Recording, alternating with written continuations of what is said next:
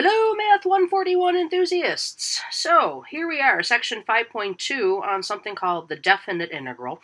You might recall in section 4.9 we talked about something called the indefinite integral, and so we're going to take the in off of the definite and create what's called the definite integral.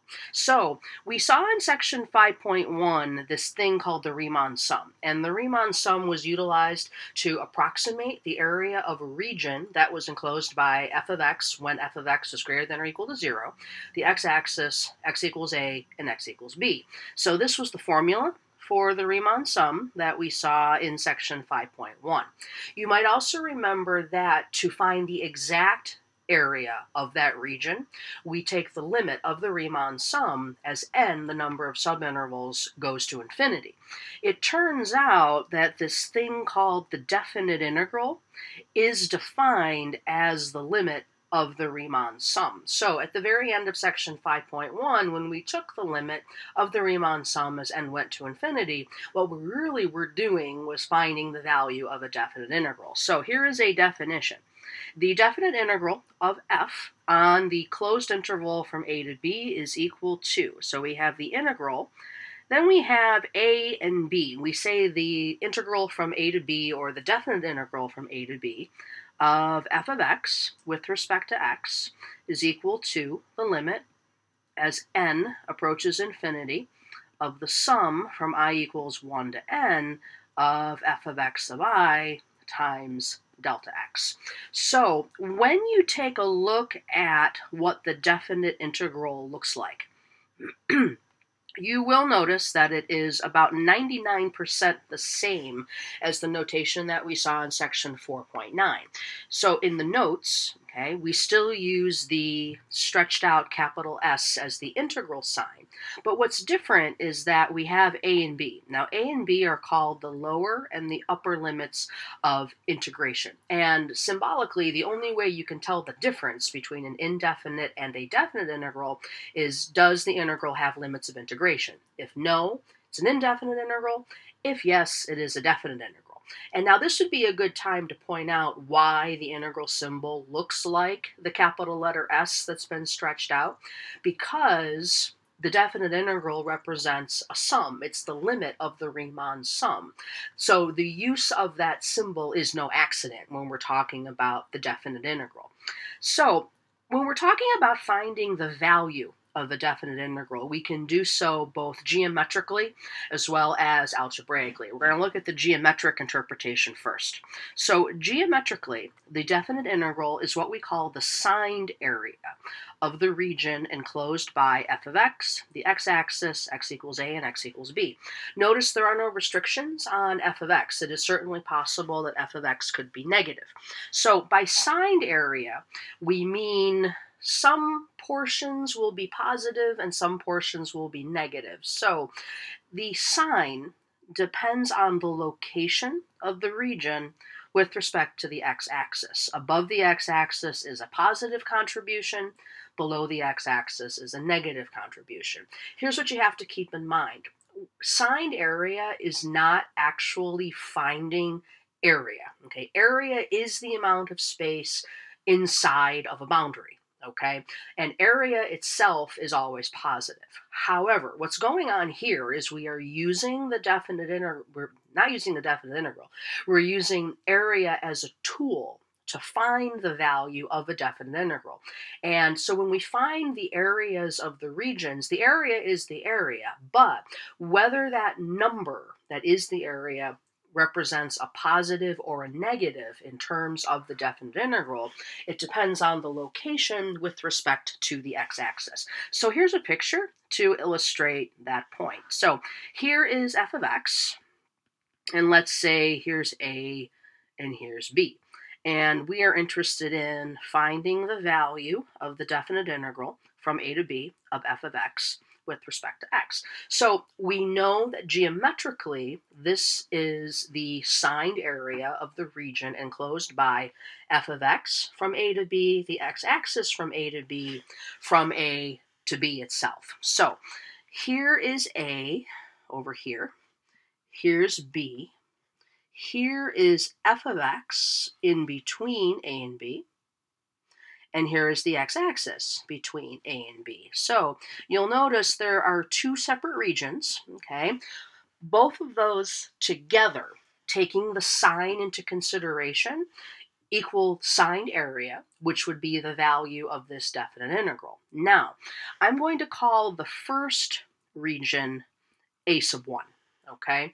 And because that region sits above the x-axis, that region represents a positive number toward the value of the definite integral. The other region I'm going to call a sub 2. Now, when we find the value of a sub 2, that initially is a positive number because it is an area. But in terms of the definite integral's value, that area represents a negative number in that contribution. So, how we can look at the value of this definite integral from a to b of f of x with respect to x, it's equal to a sub 1 plus the negative of a sub 2, okay? So now, it is certainly possible that the definite integral signed area could also be total area, but in that case, all of the regions have to sit above the x-axis, and in many cases, that is not going to happen. So here's an example to illustrate that. So we want to evaluate the definite integral from 2 to 5 of 2x minus 6 with respect to x. So in this case, f of x is 2x minus 6. So the value of this definite integral is the signed area of the region enclosed by 2x minus 6, the x-axis, starting from x equals 2 and ending at x equals 5. Now, let's get a picture of this so that we can get a better idea. That is the worst y-axis I think I've ever drawn in my life. So here is the x-axis and the y-axis. Now, 2x minus 6 is a linear function, so the graph is a straight line. And the y-intercept is -6, so I know that the line starts below the x-axis. The slope of 2 means we have a line sort of looking like this, and this is 2x minus 6. Now, you will notice that the graph of 2x minus 6 crosses the x-axis. That's at the value of x, where 2x minus 6 is equal to 0. That would be 3. Knowing that is important because now we have to place the limits of integration. The lower limit of integration is 2, and so that's smaller than 3, so that goes over here somewhere. And 5 is larger than 3, so 5 goes over here somewhere. So the region in question, okay, the regions whose signed area will equal this definite integral's value, is comprised of 2x minus 6 from 2 to 5, the x-axis from 2 to 5, 2, and 5. So let me get a highlighter here. So here is the x-axis from 2 to 5. Here's 2. Here's 5. And there is the function between 2 and 5. So notice that we have regions both below and above the x-axis. And together, the signed areas of those regions equal the definite integral's value. So I'm going to call this guy a sub 1 and this guy a sub 2. So now a sub 1, that region sits below the x-axis, that's going to be a negative contribution. A sub 2 sits above the x-axis, that's a positive contribution. So here's what we know. The integral from 2 to 5 of 2x minus 6 with respect to x is equal to the negative of a sub 1 plus a sub 2. So what we now have to compute is a sub 1 and a sub 2. Now you will notice that the regions a sub 1 and a sub 2 are nice geometric regions. Specifically, they're triangles. And what's convenient about that is we have a formula that allows us to find the area of a triangle, which is 1/2 the base times the height. So in computing the values of a sub 1 and a sub 2, we compute the areas of each of those triangles. So now for negative a sub 1, when we compute a sub 1, that's the area of the triangle as a positive quantity, then we negate it because the triangle sits below the x-axis. So when we talk about the dimensions of the triangle. The base, remember, is I'm going to call that the horizontal distance, and the height is the vertical distance. Okay. Now, because we are talking about dimensions of a rectangle, we're going to treat them, not of a rectangle, of a triangle, we're going to treat them as positive quantities. So the distance from 2 to 3 is 1, so that's the base of the a sub 1 triangle.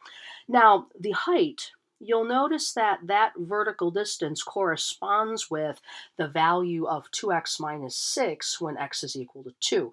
Now, when you substitute 2 in for the formula, you do get a negative 2, and that's because the y-coordinate is negative and sits below the x-axis. However, because we're talking about that distance as the dimension of a triangle, we're going to call that a positive 2.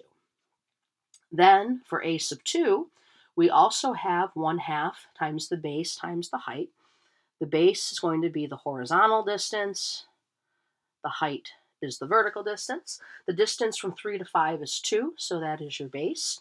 And the height corresponds with the value of the function when x is equal to 3, and 2 times 3, not 5, I'm sorry, that's 5. 2 times 5 is 10, minus 6 is 4. Okay, so we'll have a negative 1. That's the negative. So the area of the first triangle is 1, but we're negating it because it sits below the x-axis, plus 4, and we end up with 3. And so the value of this definite integral from 2 to 5 of 2x minus 6 with respect to x is equal to 3. And you'll notice that this particular definite integral is positive, and that's because there's more area sitting above the x-axis than there is below the x-axis. If the reverse had been true, if there had been more area below the x-axis than above, then the definite integral's value would have been negative. Now, here's the thing you got to keep in mind here is that geometric interpretations are great. However, as we saw in section 5.1, the region is not always a nice geometric shape. So we will have to come up with a different way of finding the exact value of a definite integral, and we're going to get to that momentarily. But before we do, we have some properties of the definite integral that can be used to help find their values. So in this example, you'll notice that we have two pieces of given information, that the integral from 0 to 3 of f of x with respect to x is 4, and the integral from 3 to 6 of f of x with respect to x is negative 2. We don't know what f of x is, and since we don't know what f of x is, we can't draw a picture, and so we can't see the region that's enclosed, and therefore we don't know if it's a nicely shaped region or not. So we have these definite integral properties, and I've put the handout here at the end of the notes, but it is posted up on UB Learns, so you will want to print that out to have for yourself. And the properties that we can utilize for this part are the definite integral properties listed in part B. So what I'm going to do is go through the example problem and talk about the properties at the same time. So going back to that example problem, the first one that we want to find is the value of the integral from 0 to 6 of f of x with respect to x. Now, the given information doesn't have an integral that says from 0 to 6. We have one from 0 to 3, and we have one from 3 to 6. So if you think of it this way, okay, here's 0, here's 6, and 3, of course, is in between them. If you take the section from 0 to 3 and you add it to the section from 3 to 6, well, that takes care of everything from 0 to 6. And that's one of the properties on that handout. It's actually the last one. It says something to the effect of when a is less than c, which is less than b, then the integral from a to b plus, the integral from a to c plus the integral from c to b equals the integral from a to b. That's what we're going to use here. So the integral from 0 to 6 is equal to the integral from 0 to 3 added on to the integral from 3 to 6 of f of x with respect to x. Now, the first integral is 4. The second integral is negative 2. And 4 plus a negative 2, of course, is 2. So Using that last property, which is often referred to as the additive interval property, we can take the two pieces of information that we have, add them together, and that gives us the definite integral of the entire thing from 0 to 6. Part B, we have the integral from 6 to 3 of f of x with respect to x. What's interesting about this particular definite integral is that the limits are in the wrong order. We are accustomed to seeing the lower limit as being the smaller of the two numbers. So the question is, can we take the limits of integration and put them in their proper order? And the answer to that question is yes. So what we're going to do is flip the limits of integration. However, you can't do that for free. There's always a price that has to be paid. And what we have to do here is negate the overall value of the integral. This is referred to as I refer to it as the flip and negate property, where we flip the limits to be in the proper order, but then we negate the value as the cost of doing so. So those two integrals are equivalent, so we have the negative of the integral from 3 to 6 we know is -2, and the negative of a -2 is a +2. Okay, so the flip and negate property allows you to flip the limits of integration to get them in proper order, but then you have to negate the integral to compensate for that.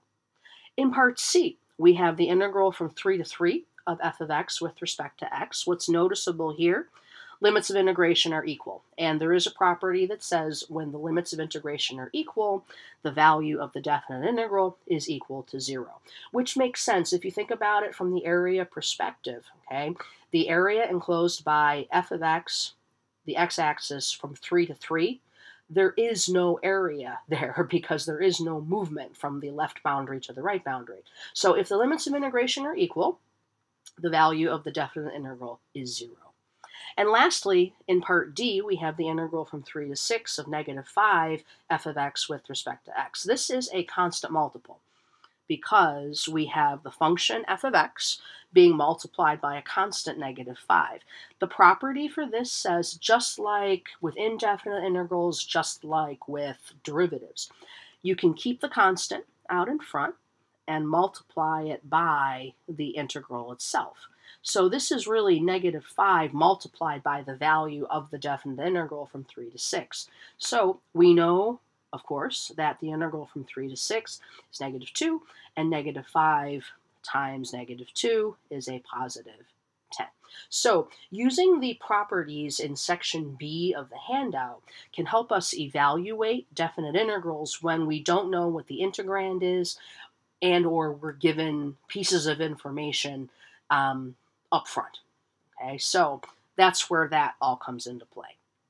Now let's talk about another way of determining the exact value of a definite integral. So really, this value here should be exact. Okay, so we saw in section 5.1 really that Riemann sum is an approximation of the definite integral's value. We know from the first page of the notes for here, section 5.2, that finding signed area will give the exact value of the definite integral.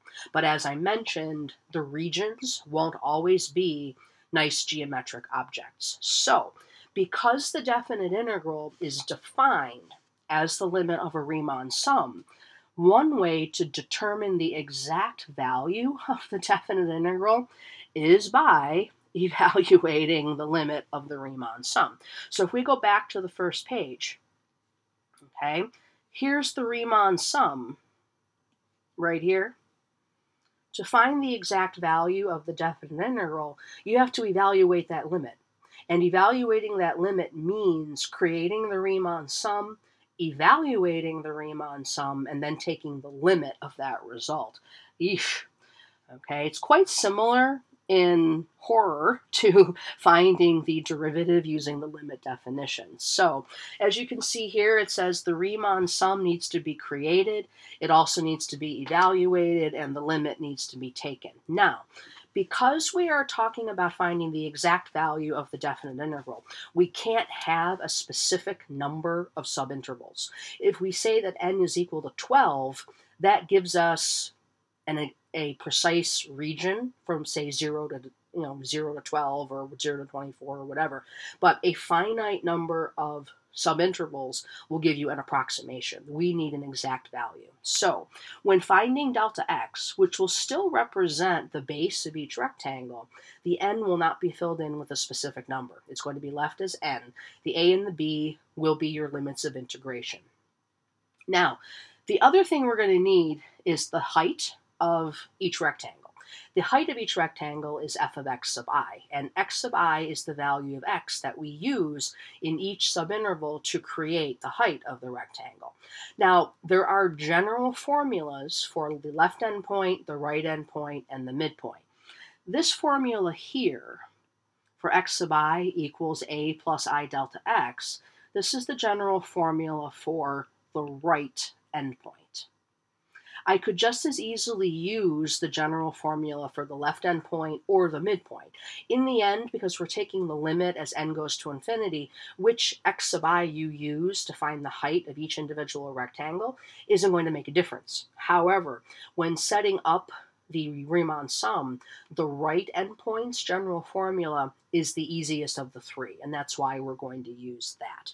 So here's an example to illustrate what's going on here. We want to evaluate the integral from 0 to 2 of x squared with respect to x. So graphically speaking, that is the signed area of the region enclosed by x squared, the x-axis, from 0 to 2. So here is x squared, okay, standard parabola. Okay, here's 0, here's 2. So the signed area of that region is going to be the value of this definite integral. Now, in this case, the total area is the same as the signed area because this region sits entirely above the x-axis. However, I caution you, this region is not a triangle because x squared is not linear, okay? The graph of x squared is not a straight line. So if you attempted to use the area of a triangle to find that area, it's going to be an approximation. It's not going to be exact. So here's what we need to do. The first thing we need to do is create the Riemann sum. I'm going to abbreviate Riemann sum as RS. So the Riemann sum we know is the sum from I equals 1 to n of f of x sub I delta x. We need to find f of x sub I, we need to find delta x, we need to multiply those together, and they have to go with the summation symbol. So delta x, we know the formula is b minus a all over n. A and b are your limits of integration, so that's 0 and 2, so 2 minus 0 all over n. So delta x turns out to be 2 over n. X sub I, which is the x value in each subinterval that we'll use to find the height of each rectangle. We'll use the right endpoint's general formula, a plus I delta x. This is why we need delta x first.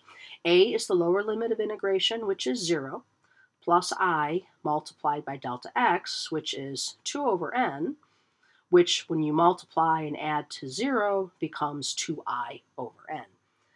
The next thing we need is f of x sub I. So what we're going to do is evaluate the function at x sub I, which is 2I divided by n. Now your function f of x, that's x squared. That's your integrand. So f of 2I divided by n is equal to 2I over n in quantity squared, which is equal to 4I squared over n squared. So now we can set up the Riemann sum.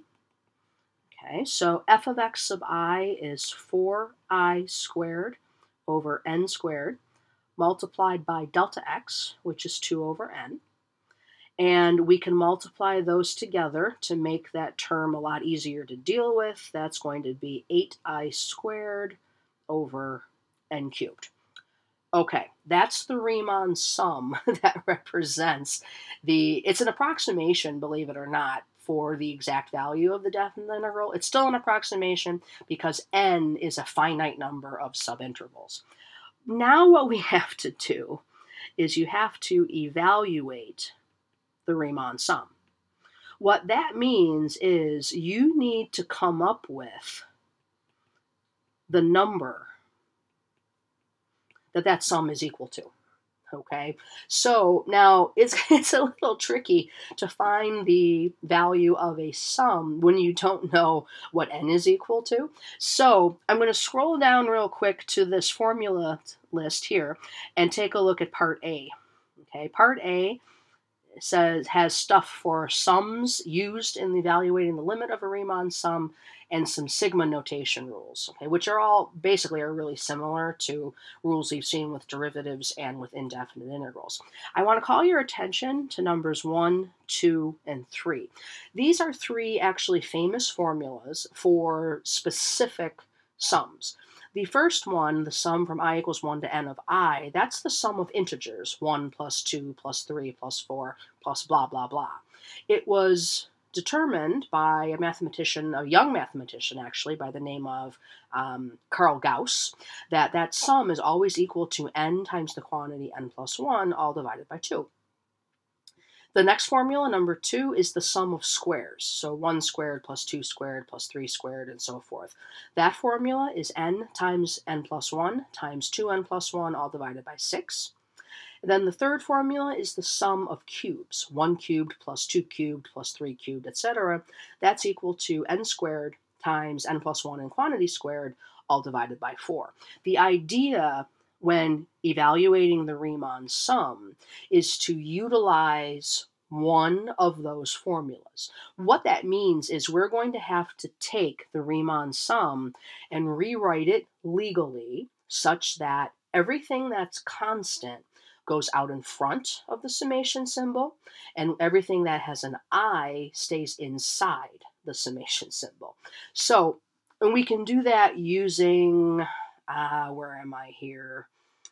If you look at property number 5, that's like the constant multiple rule for summations, where the constant goes out in front of the summation, everything with an I stays in the summation. So in this case, the 8 over n cubed, that's constant. The I squared is not. So by taking out the 8 over n cubed, that gives us 8 over n cubed multiplied by the sum from I equals 1 to n of I squared. Now, the I squared, this summation here, that is the sum of squares. So we can evaluate the sum of squares using that formula. This is equal to 8 over n cubed multiplied by n times n plus 1 over times 2n plus 1 all over 6. And so by utilizing some properties and some formulas, we've actually evaluated the Riemann sum. It's equal to that thing, okay? Now, before I take the limit of this thing, I want to simplify it a little bit because taking the limit will be easier when this thing is simplified. So when you take a look, some things that we can reduce, there's a 2 in common to the 8 and the 6, and this n here on the numerator can cancel with one of the n's in the denominator of the first fraction. Doing so, we end up with 4 over n squared multiplied by n plus 1 times 2n plus 1 all over 3. Okay? Now, the next thing I'm going to do is multiply those two binomials together. So I get 4 over n squared multiplied by 2n squared plus 3n plus 1 all over 3. Now I'm going to multiply across the tops and across the bottoms. So that will give me 8n squared plus 12n plus 4 all over 3n squared. Okay, so that is the value of the Riemann sum, okay, in simplified form. What we now have to do is take the limit as n goes to infinity. So we take the limit as n approaches infinity of the value of the Riemann sum, which is 8n squared plus 12n plus 4 all over 3n squared. Now, you have a few options here, okay? Because we're taking the limit as n goes to infinity of a rational function, because there's a quadratic over a quadratic, we can divide each term by the highest power of n in the denominator and then take the limit of each individual piece. Or, because the numerator and the denominator are both polynomials of second degree with a positive lead coefficient, analysis would give infinity over infinity, and so L'Hopital's rule could be used.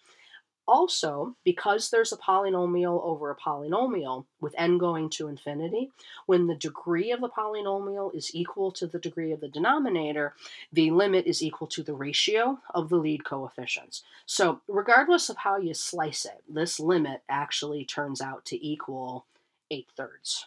And so what we now know is that the integral from 0 to 2 of x squared with respect to x, not an approximation, an exact value, is equal to 8/3. So in 3 easy steps, if whatever you want to call easy, we can evaluate the limit of a Riemann sum. First, you create the Riemann sum, then you evaluate the Riemann sum, and then you take the limit of the value of the Riemann sum as n goes to infinity. Now, the question is there an easier way? I just got a ding here. Let me turn that down. Is there an easier way to find the exact value of a definite integral? The answer to that question, yes, there is, okay? Just like we saw back with derivatives, once we learned the limit definition of the derivative, then we talked about the derivative rules, okay? Same type of thing here. Now that we know that we can evaluate the limit of a Riemann sum to get the exact value of a definite integral, there is going to be a shortcut that we can use that will make this process a lot easier, and that is what we are going to see in section 5.3, and we'll see you at that time.